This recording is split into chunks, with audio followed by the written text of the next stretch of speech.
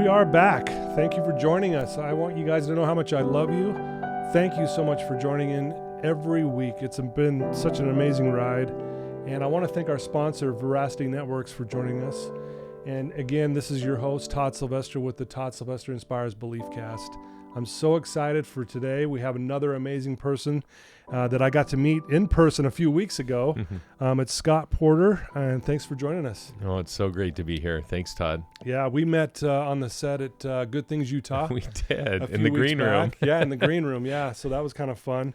And it's, I guess it's been longer than a few weeks, but I've been, since then, following you and seeing the things that you're doing, and it's just amazing. And one thing I love about you, Scott, is your passion.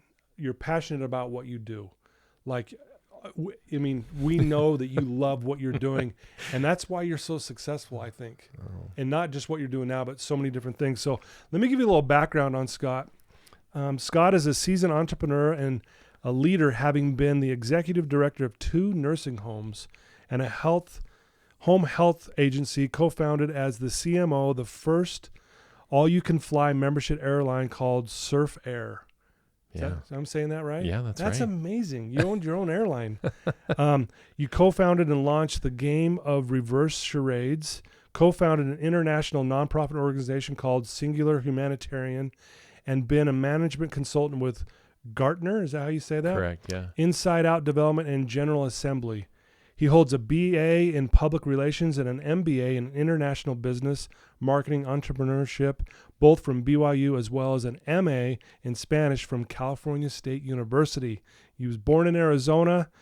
He's a brand experience consultant. He loves tacos. He's got a website called Search for the Perfect Taco, and that place is amazing. I love it. You founded and currently own and operate Utah's only gourmet churro business, Diablo Artisan Churros, now delivering those deep fried happiness anywhere in the U.S. In party kits, I guess what you call it, right? Yeah, totally. And anyway, the list goes on, and you're passionate about tacos. I can't wait to figure out why. I love tacos too, but I can't wait to see what you come up with there. Well, but maybe next time we meet, we'll meet over tacos. I would love that. Yeah, I would really welcome that. But thank you for joining us, Scott. It's so great to be here. Thank you, Todd. You bet. I love what you're doing, and just honored to be a part of it all. So thank you. Yeah, you bet. Well, I'm excited for our listeners to get to know you better, and obviously then also follow all these great things that you're doing. So why don't we start with, tell us about your childhood and about growing up, and a little bit about your family. Sure. So I actually grew up in Canada. All of my Really? youth was in Canada for 11 years. All of my childhood that I remember was in Lethbridge, Alberta, which is about an hour north of the border from with Montana. And my father's from a small town next to Lethbridge, even smaller than Lethbridge, called Tabor. They're famous for their corn. They're famous for their fresh corn. And we went there. My father started a construction general contracting business with his brother. And so we lived there for 11 years. All my childhood was in Canada. I, however, was born in Arizona, but I did not find out that I was a Canadian citizen until I was like 28 years old. Are you serious? I know. It's the weirdest story. Yeah, that's my hilarious. mom loves this story, but the short version is that I fast forward from my childhood in Canada. I was living in Seattle at the time, and flying into Canada for the first time. Yeah. And all of my other previous times crossing the border, and this was pre 9/11, and so border crossing, you didn't even show ID. Wow. Like you nothing. Just drive across. Yeah, you just drive across. I mean, they stop you and ask you questions, but you just drive across. So I didn't even think that I needed anything other than ID to get on the plane. So I get there and they're like, we need your passport. So I'm like, my passport? I'm going to Canada. What do I need a passport for? And they're like, well, you have to have. I'm like, gosh, that would have been nice to have known right go before I got here. And then this was pre-cell phone too, so this is actually a scary story because do we even remember what life was like then? So I went over to the payphone, remember those? Yeah. And I was just praying that someone would answer, and I called my mom Collect. Remember that? Oh yeah. And so she answers. I'm like, Mom, I'm sorry I don't have time. I'm going to Ryan's wedding in Canada. I need they're saying they'll let me on the plane if you can send them a copy of my birth certificate. They can fax that. I mean, this obviously would never happen now, but yeah. So she's like, well, just tell them you're Canadian. I'm like, but Mom, I'm not. I was born in Arizona. No way. And she's like, yeah, I know. I was there. and I said, okay, well, wait, what? I'm Canadian? Yeah. Why have you never told me this? She's like, all of you I've registered as dual citizens. Anyway, it was like, I'm like having this identity crisis in the phone booth. Right. And so I go back to the flight at the counter and I say, well, turns out I'm Canadian. And she's like, okay.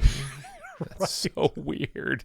And so anyways, my mom faxed her the thing. I got on the plane, went to the wedding. But yeah, so that's Canada is such an important part of my childhood. I loved my time. We lived in the city, but so many of my friends lived on farms, right on the edge of the city. And so I like sleepover. It was like, have you seen Stranger Things? Yes. Okay, so that was my childhood. Oh wow! Right? Okay, it's just cool. like I mean, except for the upside down and all of the craziness. Right. But like the sleepovers, BMX bikes, forts and exploration and just we had an amazing experience with as a kid. I had a wonderful childhood.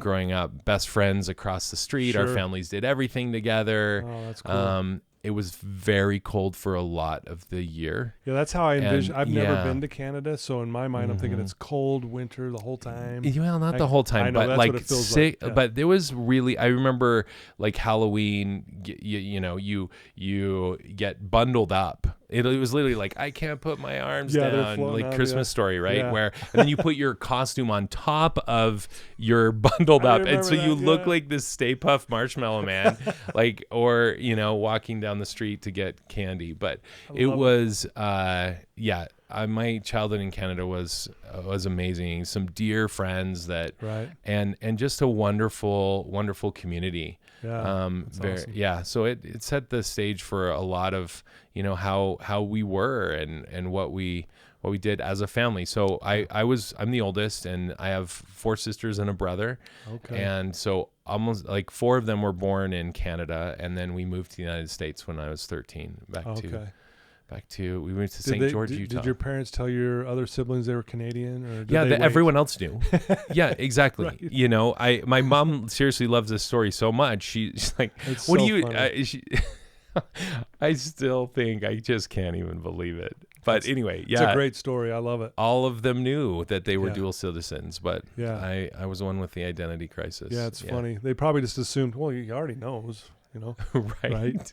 Well, so how were you as a kid? I mean, how did you carry yourself? Were you an outgoing type kid, or did you kind of, it sounds like you just, like you said, you had a great childhood, so it sounds like you're just out doing stuff. It was it's interesting to look back, and as I was thinking through preparing for our conversation, I was thinking about the trajectory of my child and how I was at different stages, and I was I grew up with my friends, so I never had to make friends.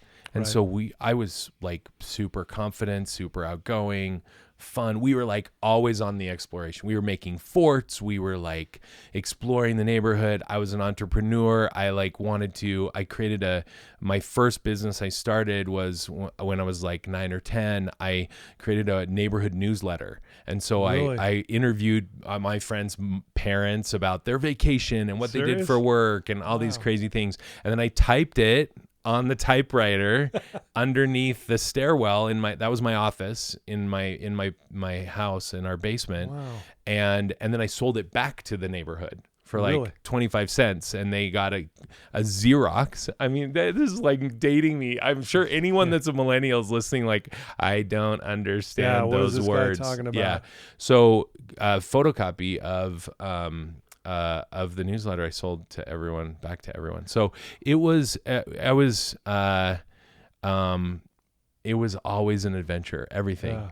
Games, fun. We played pranks as kids. Yeah. Like, it was just it was a really amazing, so fun. And I think there was an interesting, so when I turned 13, or when I was 13, my family moved to the United States. And we moved to St. George, Utah. Okay. Small town. Yeah. Where the predominant religion was the Church of Jesus Christ of Latter-day Saints, and I am a member of that church as well. And but I had always been a minority faith in Canada. Yeah, right. Yeah. And now I go to a place where it was, and I was 13, really awkward. At least at an awkward stage. Sure. And I was like fish out of the water, and it was tough. It was a very difficult transition for me. Everyone else's friend groups were already well established. I was awkward. I started to get zits, and I was like not super coordinated yet with like sports and different things like that. And so it was a really tough transition for me, and I was slapped in the face with this, like, who am I? I don't even feel like I'm myself. I don't feel like I know that I'm an outgoing person. I know that I am fun. I know that all these things, but I felt super self-conscious. Yeah. Really became really just awkward. It was awkward, and I'm like, gosh, kids can't always they're not necessarily always the nicest and most welcoming, and right. in a more kind of cloistered community, so to speak. And so it was tough. And then we were there for 3 years, and those are some hard 3 years for our family. Mm-hmm. And then we moved to Vegas. And I remember when I was 16, I was like, you know what? I need to become who I really am. And I remember conscientiously. Oh, here was the other thing I didn't even mention about moving when I was in St. George. I had what they would call a weird Canadian accent. And I literally remember saying, I don't remember necessarily saying to my mom, but I remember thinking and conscientiously making the decision, I am not going to speak like that anymore. Really? So I stopped my Canadian accent when I was 13. And then when we 3 years later, moved to Las Vegas, I'm like, now's my chance. I can be who I really feel like I am. Wow. Like, I'm outgoing. I'm fun. I make friends, and I remember there was this beautiful, like, clean slate opportunity for me to like start fresh and like regain my confidence. And so it really, all of those things, they happened at really interesting moments for me. We've talked about it with my siblings about how they handled all those different things with their stages of development. Sure. But yeah, it was. Well, I'll tell you, moving for kids at a young age is a tough thing. Even if you do fit in when you first get there, it's hard. You know, you leave your surroundings. You talked about your childhood up there and how just free you were. And it was just, you were confident, like you said, outgoing. You're being an entrepreneur. You create this newsletter. You're making money off this newsletter. We were literally always exploring. Yeah. It was like, where are we going to go? What are we going to do? So did you feel, outside. I would imagine that was, like a really sad time for you, those 3 years in St. George. It was tough. Because you went from one extreme to the next. Instantly. And all of a sudden, like you said, you couldn't be that fun or at least it felt that way. I'm not that fun, outgoing guy anymore. What's going on? Yeah. But I love how you said, and this is pretty fascinating to me because most kids at that age, I don't know, maybe don't have that type of awareness. You're like, okay, at 16, when we go to Vegas, once you were there, I'm going to start being who I really am. Fun, outgoing, and all that fun stuff. So That's pretty impressive. Well, I'm sure it was someone that helped me think that way. Yeah. Well, we all get that. My parents, leaders, something that someone said, but I remember being very excited. And by that point I had made a couple of really good friends in St. George and we're still friends and they're wonderful. And we had some great experiences, but it was tough for our family collectively. Yeah. So, what was one of the, this might be a tough question because there's probably a lot, but what was one of the biggest lessons that you learned from your parents? Oh, wow. I mean, my parents are amazing and have like dedicated their lives to us. And, there's a couple of things that come to mind. One is, the value of, integrity and doing, and doing what you say you're going to do and giving it your absolute best. Right. Like that is what my parents, that's what they modeled. And I'm sorry, I'm kidding. My father suffered a debilitating stroke about 2.5 years ago, and he's sorry to hear that. Oh, thank you. And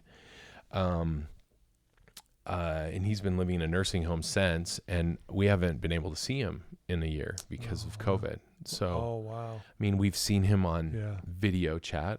Thank goodness for that. What's your father's name? Craig. Well, shout out to your dad, Craig. And thank you. We're thinking of you and hope you're doing okay. Yeah. Thank you. Yeah. I mean, my parents are some of the most, dedicated, committed, hardworking, self-sacrificing, people that I know.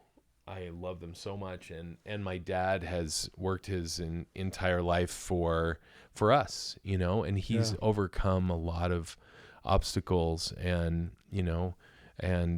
growing up in a really impoverished situation as a large family in a farming community, and the value of hard work and grit. And making it through is something that I saw my dad model every day of his life.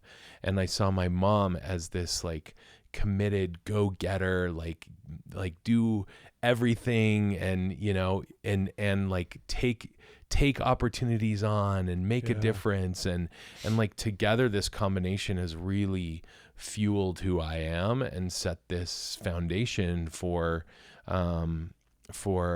that's really impacted and everything that I'm doing and that I plan on doing and that I hope to do, and the legacy that I hope to leave is something that is in honor of who they are and what they've given me. Oh, wow. Well said. Beautiful. Obviously you've learned a ton from them, and obviously I think that's part of why you're so successful, that hard work you're talking about. I mean, you're a hard worker. People who know you and just watching you from a distance, man, you're a go-getter. You get after it. I love it. I love it. Well, so you go to Vegas, and you start finding about, getting back to who you really are. You obviously have this entrepreneur spirit. Let's talk about, what happened down there, and then what led to you to maybe, creating your own first real business. Oh man, I just for some reason something you said just instantly took me back. We had a really tight group of friends, and Andrew Howlett and Steve Scow and Steph Harris, and we were it was again, I just met these people that were super connected. Yeah. We just got each other, and we were all about creating these like magical things, you know, sure. like these massive group dates like no one's ever done before, asking people out to prom, like in these crazy ways. Right. We had, anyway, there was always this energy, this creative energy that I've had to do something that's either never been done, or to do something fun and different, or a new twist on something that could really, you know, bring joy. Yeah. You know, I guess is that was the whole goal, and to do something that just, you know, and especially if someone ever said, "Oh, well, you can't do that." Oh, really? You're like, what? Okay. Okay. Well, I mean, let's prove you wrong, you know, like let's do it. Yeah. Let's get out and do it. And so we had, like kind of with some of those ideas, this like creative energy, this idea of like establishing new things and trying new things out has always been a part of who I am. And so I was always looking for like work, and I didn't really quite know what I wanted to be when I grew up, right, or like what I even wanted. It took me a long time to figure out what I wanted to study. And in that journey, I felt compelled to like try and do things that I knew were going to ultimately lead me on these paths, but I didn't know how it was all going to take shape. Right. But I felt, and what I've learned over the years is how God communicates with me is that I don't hear voices. I don't hear his voice. I don't hear, typically don't, you know, I get feelings, but there's a specific way that God works with me that I've understood as the years have gone on, is this feeling of being compelled to do something. Right. That may not make sense. Right. That may not make the most logical sense, but there's something about that. Yeah. That there's something that I feel will be preparatory for me later on. And I don't see the full path unfold before my eyes. Right. But it's a feeling that I can't deny. And so I charge forward undaunted. Wow. And it's, and so, I mean, you say, wow, but I'm like, oh my gosh, sometimes it's super hard because it's, you know, like everything from, I was working for my dad in construction during the summers, and I was like, I want to explore public relations. I don't know what that is. And so I'm like, hey Dad, can I work we were working like 12-hour days. I'm like, hey, can I work 8 hours? And in the Vegas sun, and then like run in and do, you know, 3 or 4 hours and try out this public relations thing. When they said I wanted to, after I served a mission for my church in Mexico, the Church of Jesus Christ of Latter-day Saints, and I served there, and I fell in love with Mexico. It changed my life. Fell in love with Mexico, the people, the food. We'll get to that, I'm sure. Yes, but we will. Mexico, I knew after I was done that this was going to always be a part of my life. Right. And I didn't know how. But when I got back and I started back into school, and I ended up deciding to study public relations, I was compelled, like we were talking about, to do an internship in Mexico City. There again, this is dating me, but no email. and so I had to like rent those or buy those calling card things to do international calls. Oh yeah. And you remember those? Oh yeah. and so I'm like this poor college student. I'm trying to land this internship in Mexico City is where I wanted to go. Okay. And that's just, I knew that that's where I had to be. Yeah. And I just dogged it down. There were no resources at BYU to help me get there. No one was supportive of that, other than like, oh, sure, yeah, okay, do that. But I knew it was something that, and it's like changed the trajectory of my life, like that internship. And awesome. So much of what I do now is it can look back to that. So so I've always been involved in these like kind of out there entrepreneurial, let's try this. And my first job out of school was the first employee of a PR agency in Seattle.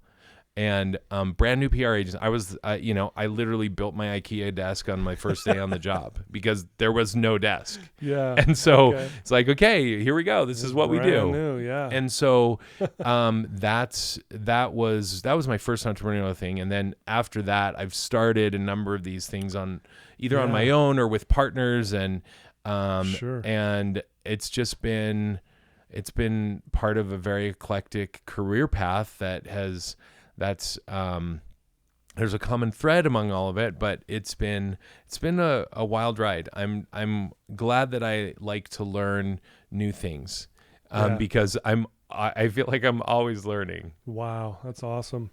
There's so much to talk about here, but I'm really curious about. I want our listeners to get to know more about your singular humanitarian. Talk about that and what that looks like and why you started doing that.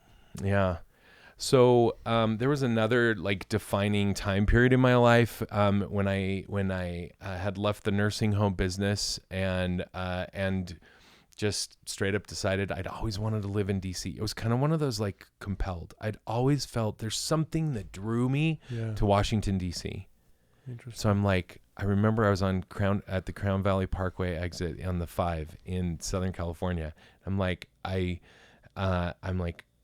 moving to DC. Yeah. That's what I'm doing. I don't have a job. Doesn't matter. I'm moving. I know I need to be there. I've always wanted to be there. Now's the time. Now's the time to do it. And get my life back in order. And things were out of whack and out of balance personally with when I was in the nursing home business. And so I'm I'm going to reclaim everything. And so I moved to DC. And during that time period, I met dear friends that have again changed the trajectory of my life. Sure. And I remember on a bus, I ran into my friend Reed Farnsworth on the bus every once in a while as we were both going to our different jobs. And I remember this one time he started telling me, hey, we're getting a group of people together to get, Mormon singles from the church to go on these humanitarian service trips. I think we want to go to Guatemala. I'm I lost my mind because I love Guatemala. I mean, Mexico's a part of my DNA. Sure. I love it so much. Yeah. It's just home. But Guatemala is has this special place for me because I also did an internship there. I have had some deep, life-changing conversations and experiences there. And so when he mentioned that, and he's yes, he's do you want to be a part of it? I'm well, I mean, if please. Yeah, it's hard to say no. There is nothing that I would rather do. And so we started guns blazing. I mean, we were off to the races. We wanted to get 200 people to Guatemala in the heart of the Mayan jungle and in the Polo Chic area. And we want to gather people of all backgrounds, so medical professionals and business people and educators. We want to get all of these singles that want to give back and make a meaningful contribution. And so that's what we did. And we just we had no idea what we're doing. And we didn't start out to found a nonprofit. Yeah. It was hey, we want to create something special and we want to have an amazing experience and really leave a lasting impact. The second we got there, we got 89 people to go with us in the heart of the jungle. We worked with Choice Humanitarian, a phenomenal organization. They have the in-country structure for us to and they've been working in these communities for 10 plus years. And so we're we want to be a part of this, and we're going to bring all these people. Let's make a significant impact. We helped start water projects when we started the foundation for the first secondary school in that community that they'd ever had, and it had been a dream of that community forever because it was too cost prohibitive for them to send kids outside of their community. They didn't have the funds, so education after 6th grade would stop. And so we did midwife training, we did consulting with the Cardamom Co-op. I mean, there were so many things we did in this week time. And I remember within really, it felt like within hours that we got there, and they had this glorious welcome for us. And felt very unworthy of a welcome. Like, we're just here to work. Like, you don't need to throw us a party. But we're we love you so much already. Yeah. And so I remember we got there after, and it felt like immediately it's like, oh no, we have to do this again. Everyone was like, this is the most amazing experience I've ever had. Yeah. And we were like immersed in these communities and in their lives for even just this short amount of time. But there's something about the Kekchi people, and there's something when you're in this mindset of service that changes your heart and changes your mind. And especially with the Kekchi, they have a phrase. So most of them don't speak Spanish. They speak this Mayan language called Kekchi. And they have a phrase that they say every time they greet each other, which is a phrase that I think all of us have emblazoned on our DNA, is Masalachol, which means, are you happy in your heart? Wow. So instead of saying, hey, what's up? Hey, how you doing? Hey, how's it going? It's like, hey, are you happy in your heart? Yeah, it changes the whole thing, doesn't it? And you're like, I mean, yeah, it changes the whole thing. Everything. It's a complete paradigm shift. Yeah. Like, well, am I happy in my heart? Yes. Unbelievably happy in my heart now that I'm here with you, and now that you've changed my perspective on how we interact as human beings on planet Earth. I love that. Yeah. Are you happy in your heart? And it's something that none of us that have been there together can ever forget. Yeah. Well, I love, as you say this, I'm like, I'm going to start asking my kids that, my family, and I'm going to start the first time when my client sits down, I'm going to go, are you happy in your heart? And just see where that goes from there, man. I love that.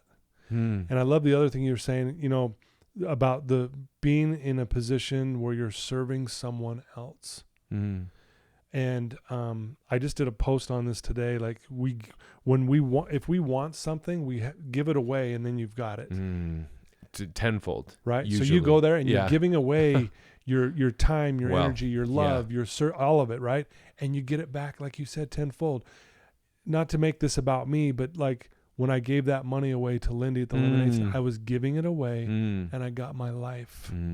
So thank you for sharing that. That really was so touching, hearing you say this. And obviously you got emotional a little bit too.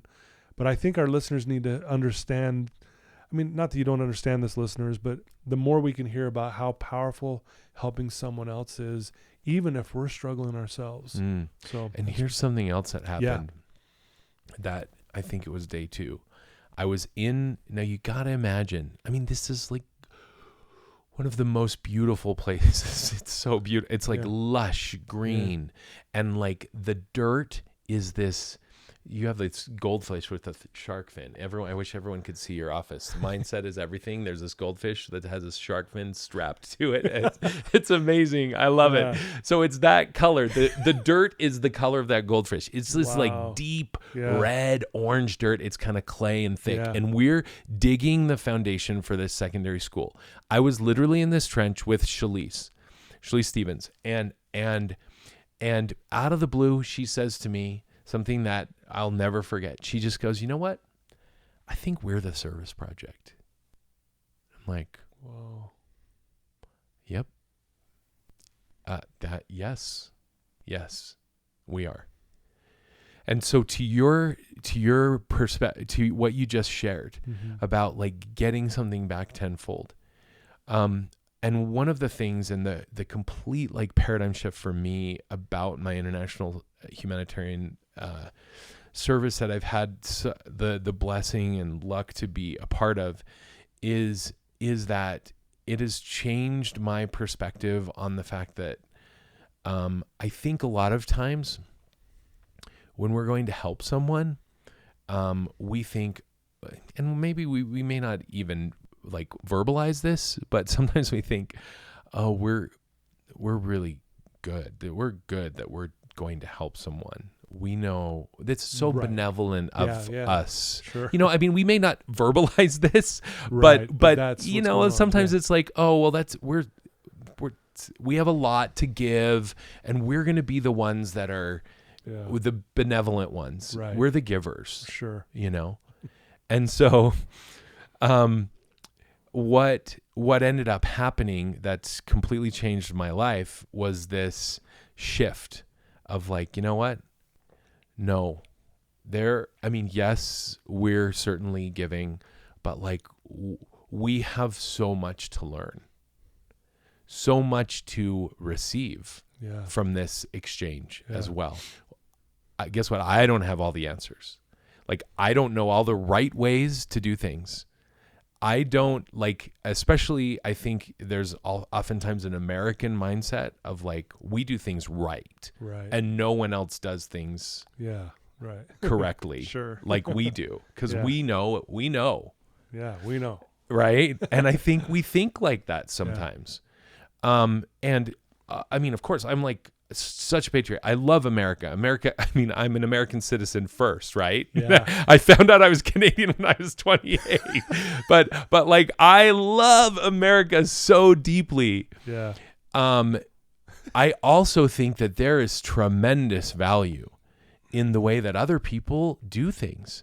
And that's what I've been so grateful for in my life, is just this rabid curiosity for other people's perspectives and other people's ways of doing things. And so in that moment, in that trench with Shalise, all of a sudden I realized there's a lot that we can learn from these beautiful people. Yeah.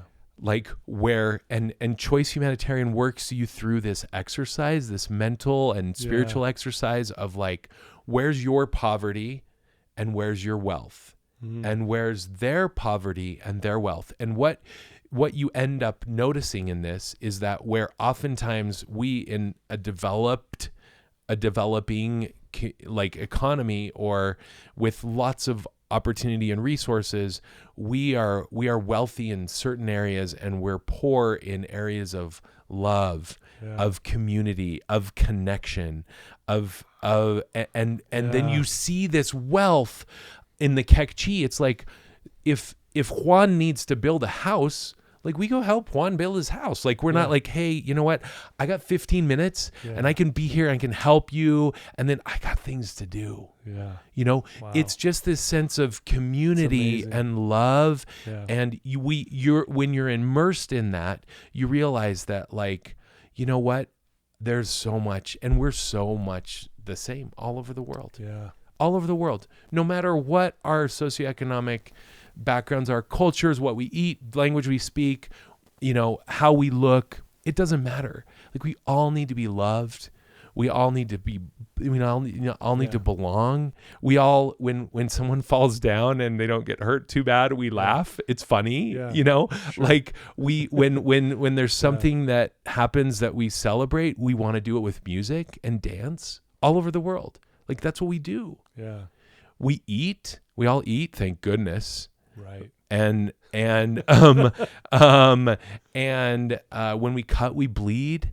Like this is, I believe that we are so much more alike than we are different.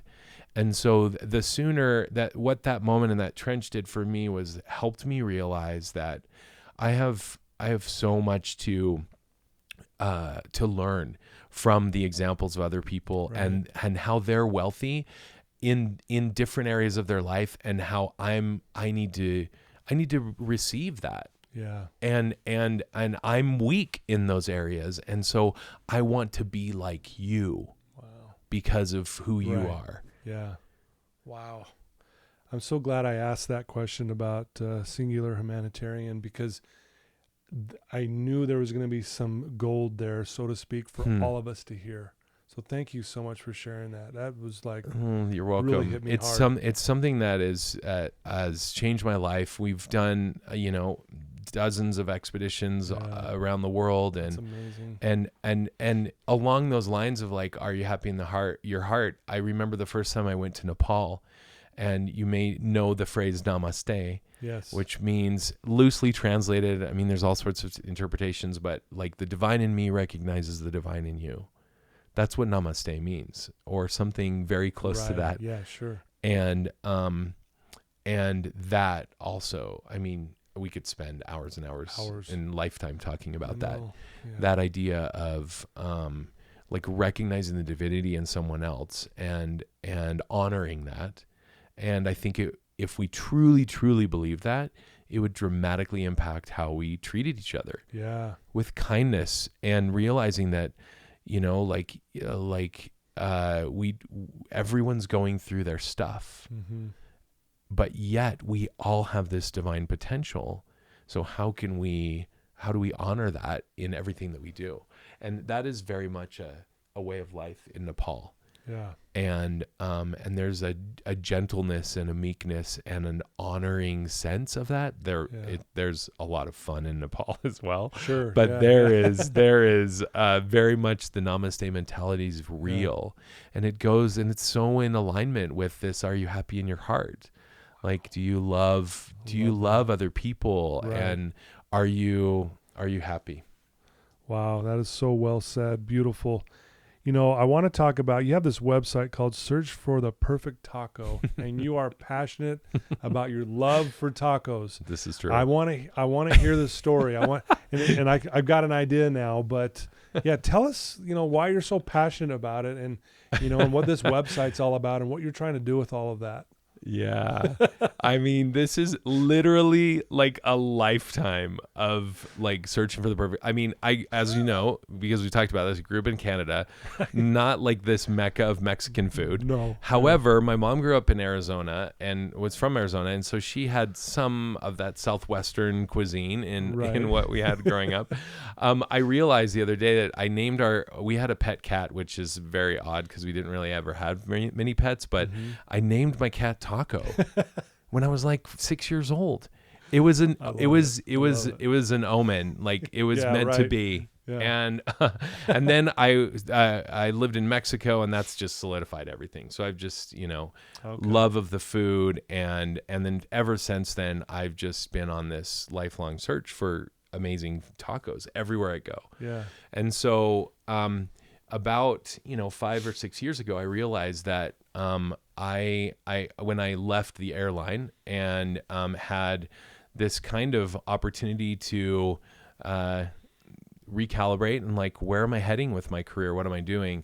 And I had this passion for and realized that there were some over the years, like I've been involved in a bunch of different service industry businesses where I realized that in the trainings that I've done, I've used the taco experience as this beautiful showcase for like amazingly simple and basic things that they do that create this remarkable experience that make you come back for more. You become fiercely loyal. You tell everyone, you're like, this is the best taco place. I go, like Juan, he gets me tacos exactly how I want them, right. and I realized that I'd been sharing all these experiences of like essentially like a world-class customer experience, but at these taco trucks or at like, a place that's where you would almost least expect to have this master class to learn these beautifully simple things. Yeah. And I'm like, you know what? We got to take this message to the world. Right. We've got to take this message to the world. Everyone needs to realize that there are not only can you have the best food on the planet, but you can also have these like unexpected moments of, oh, wow, that was really nice. Like, I feel like $1 million. Yeah. He remembered my name. He remembered what I ordered. Yeah. And he wants to give it to me, and guess what? And they're so nice. They have like limes here ready for me, toothpicks. They anticipate my needs, and it's like, and really for me, the taco is this beautiful showcase for all of the virtues of Mexican culture, which is all based on this idea of human connection. It's like mi casa su casa, which is another phrase. Like, that is real. I remember as a missionary, it was like one of my companions was like, I really like your tie. Can I have it? I'm like, at first I was like, sure. Exactly. It was like my American mindset of like, mine, wow. Of like, and it's like, no, can I have it? It's like, I had to like get into that. You're like, okay. Yeah.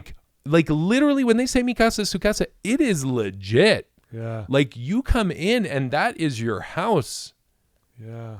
And like people, when you hug in Mexico, you hug on the other side, so your hearts are touching. Hearts are touching. Yeah. You know, when you shake hands, it's not just like a simple shake, or and we weren't, as missionaries, we couldn't kiss each other we couldn't kiss when we greet people on the cheek, right. but you know, that's that like closeness. Yeah. That human connection is so real. Yeah. And so and food is like one of the languages of love, right? Sure. And so it's like, yeah. I want to make you something that's going to make you so happy and provide you this like beautiful experience. And we're going to sit here and connect over food. Yeah. And that's what you do in the taco experience. And so it's really all about human connection. And I think that that's something that our world has, and especially as businesses, we've lost so much of that. Right. We've lost the like general store type experience. I agree. You know, like Little House on the Prairie, yeah. where you walk in and like Mr. Olson says, "Hey, you know what? I just got these cowboy boots and you're gonna love these." Yeah. You know, right? And they're like they're my only pair, but I thought of you. You're like, wow, that level of personalization, which is so amazing now because that can also be tech enabled. We can get that level of personalization and understanding what people want, predictive behavior. Sometimes it can be off, but there's some great things that can happen. But if every one of our businesses, and if I can help inspire business leaders to incorporate principles and strategies of human connection more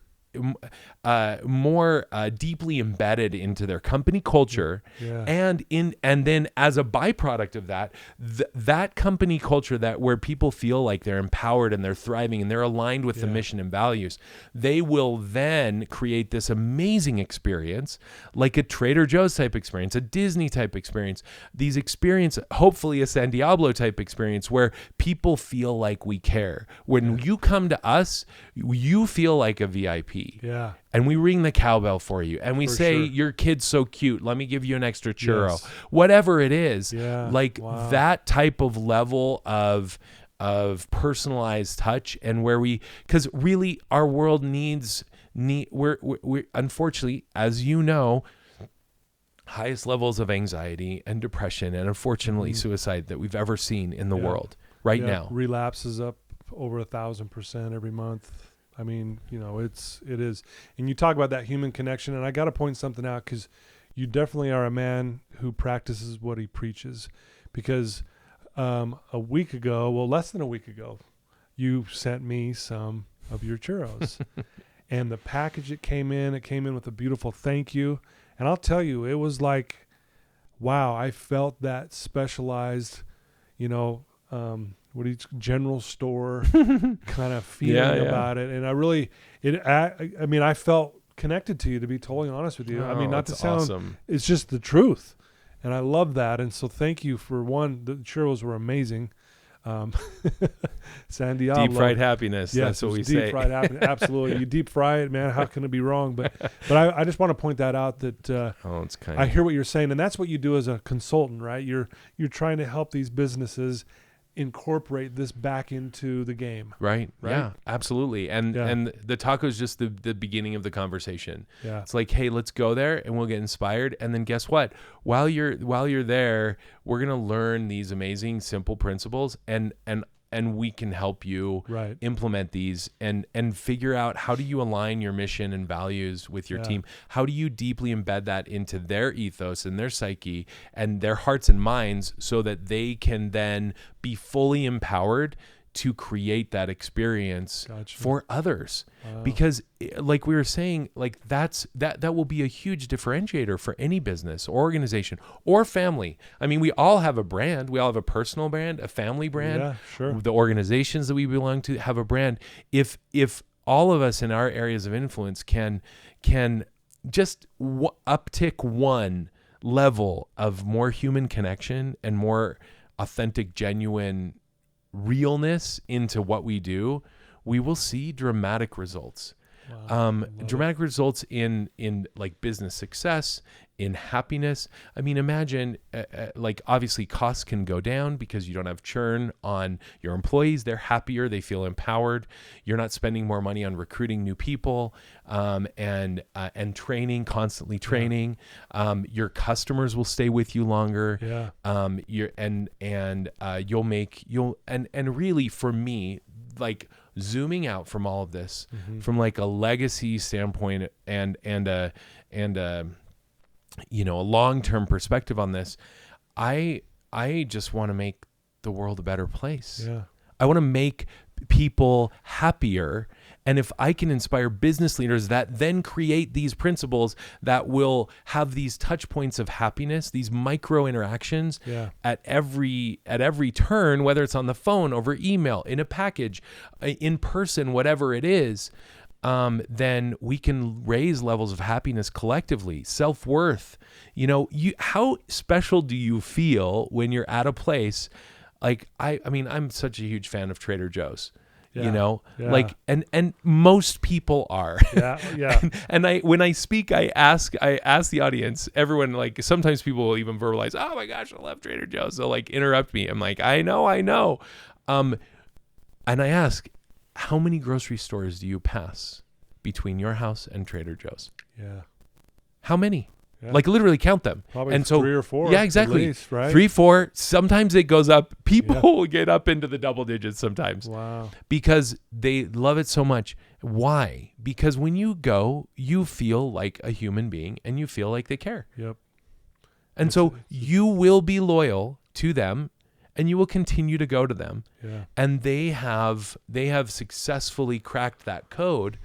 And so as business leaders and leaders in any other area of influence that we have, if we can incorporate these ideals and principles and create systems and frameworks to actually, so like Chick-fil-A, no matter whether you're going to Chick-fil-A here in Salt Lake City or you're in North Carolina, you say thank you and they will say, it's my pleasure. Yep. Right? That's just what they do. It's part of their system.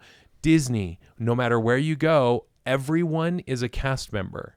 Whether you're Cinderella at the park or you're in the IT team in the back room, everyone's a cast member because everyone's on stage. If you want to create the happiest place on earth, everyone has to be committed to that. Exactly. And so if collectively we can incorporate those elements of human connection, we can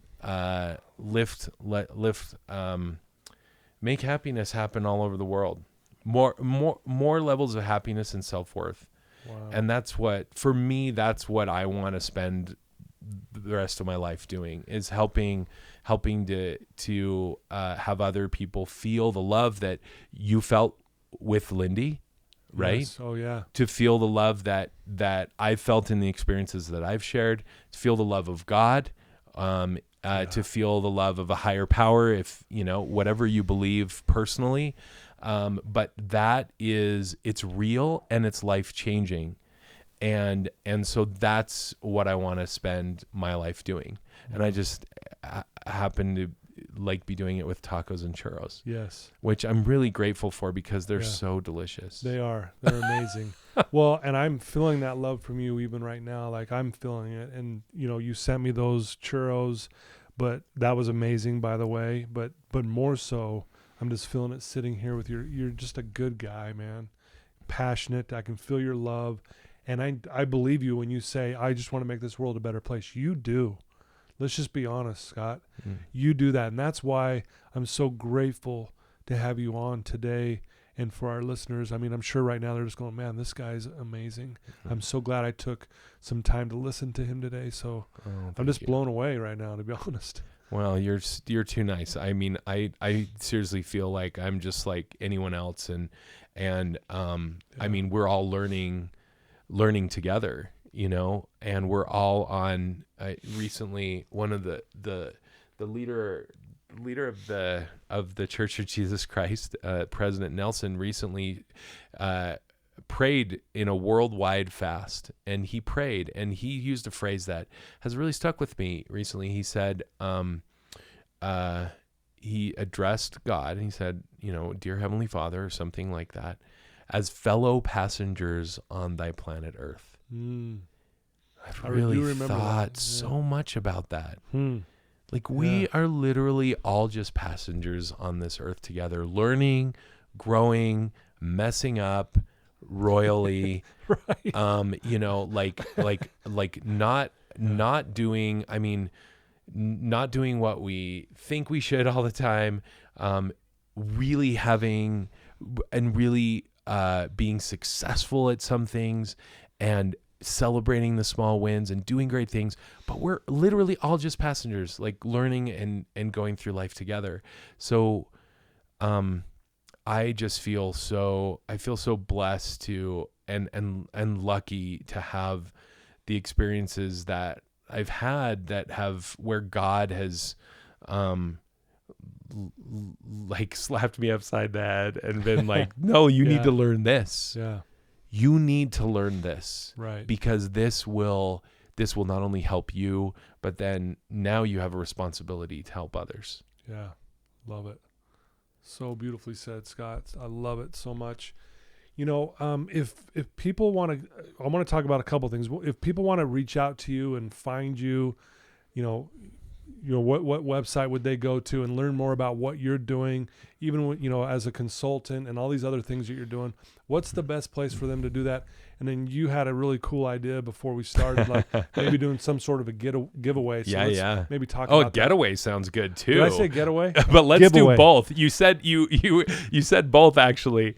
And so, hey, why don't we do both? Because I do taco tours to Mexico City, which we should go there together, Todd. Fun. That'd be amazing. That would be amazing.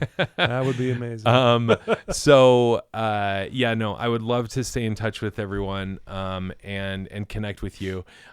Search for theperfecttaco.com is probably the best resource. Okay. I'm on Instagram at that same handle. Yeah. Search for The Perfect Taco, and then also like Clubhouse too. If any of your listeners are on Clubhouse, which is a really fascinating platform that's audio, much like this is, but live and raw, and which has really been fun to dive into that. So search for theperfecttaco.com. And then I'd love to do a giveaway. We have a churro maker DIY kit, and we're soon going to be doing a monthly churro subscription, so you can have churros on the regular, at home. Wow. Yeah. So this is a churro maker DIY kit. It comes with the kitchen gadget to make the churros. You put the dough inside, squeeze it through, put it in the oil, and then we also have the cinnamon sugar, the filling bottle, and everything you need to have a churro party. And so we're going to give that away. It's about a $50 value. Ooh. And so you can find out more about it at sandiablochurros.com is where all the description's there. Sure. But what did we decide? Are we going to do people that you tell me? Yeah, I think what would be great is, maybe through Instagram, because that's usually the biggest, where people engage the most. Yeah. Is that if they'll leave a comment once we post this on, that and that they share your episode with somebody. Okay. And they talk about, hey, loved your episode, shared it with so and so. Yeah. And if you'll just make the comment, you'll be entered in to win this. Yeah. And then we'll let it. We'll select someone. We'll select someone from the I'll commenters. actually let you do that. Sure. And then we'll announce that, and we'll get it out there, and we'll let people know, and maybe we'll do a little live video on Instagram and say, hey guys, we picked them, and here we're at, and so we'll do. I think it'll be fun. That'd be fun. Yeah. Well, and we ship all over the United States, which now. is even good. So it doesn't matter where you are, and we have people all over. Which is crazy that listen to this. I still can't believe it at times, but that'd be so much fun. Yeah. Right yeah, on. that's great, and it'll be it's a fun like date night activity, family night. Yeah. Make these churros at home. Yeah, I made them with my nephews and my nieces over the holidays, and I still remember little Harrison's. He's like 4 years old. He has two little hands on the churro, like squeezing the dough through into the oil, and it was a fun time. Yeah. Kids love to play with their food. Oh, absolutely. And they get to make it, and they put it in the oil, and then they get to fill it. cinnamon sugar. It's the whole deal. So it's really fun. Wow. So we'll do that giveaway. Okay. And that sounds great. Comments and everything. Yeah. So. And we'll put that all in the podcast notes when we post it. And so, yeah, I'm excited. This is really cool. Well, Scott, I can't thank you enough for taking some time out of your busy schedule to come sit down with us and share your life with us. My pleasure. I know there's so much more we could talk about, but man, you really touched on some really powerful principles and I think ultimately, I felt your love and passion, and that was amazing. And I know our listeners are feeling that as well. So thank you so much, Scott, for being Todd. you. Yeah. Seriously. No. Well, that's very kind of you. And I likewise am so grateful for the platform that you have and your heart that you share with others and the love that you've shown me in our like brief moments that we've had together, which has been very real. I mean, we've like, I mean, the listeners can't necessarily see us, but we've been like wiping away tears throughout, like way before we started recording. It was just this instant bond, and I'm so grateful for you and who you are and what you've dedicated your life to. And I know that there are thousands and thousands of people that feel the same. Thank you. And I have to say, Scott asked if we could start with a prayer, which we did, and Scott gave this beautiful prayer, and that's probably I think that's probably the first time I've ever had a guest ask that, and that was really cool, really sacred moment there, and I just, again, connection, man, and I'm telling you, in my world, connection's the opposite of addiction, and we're never more fully alive than when we're connected, and I'm feeling that right now. So well, you set up the tone for that. I remember I stepped out for a minute before we started, and you had set up already that tone at that level where I felt comfortable enough to ask that, where like I mean, more than anything else, wanted what we had to say to reach someone and help them feel love, feel like, are you happy in your heart? And if you're not, like, please be happy, because we can, there's love. God loves you. Someone loves you. Sure. We love you. We love you. Yeah. Exactly. Of course. Yes. And there's much more to continually like be active in life and share more and give more. So yeah, absolutely. Thank you for setting the tone. You bet. Yeah. That was well said. Beautiful. Well, there you go, folks. Man, I told you it was going to be another amazing guest.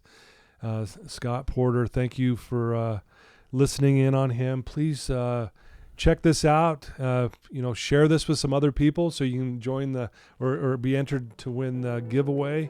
And but yeah, you guys have been so fantastic. The listeners, your support's been just, I'm just full of gratitude because of all you guys do. So thank you for that. Again, thanks to our sponsor, Veracity Networks. I love you guys. And until next time. Thank you. Thanks, Scott.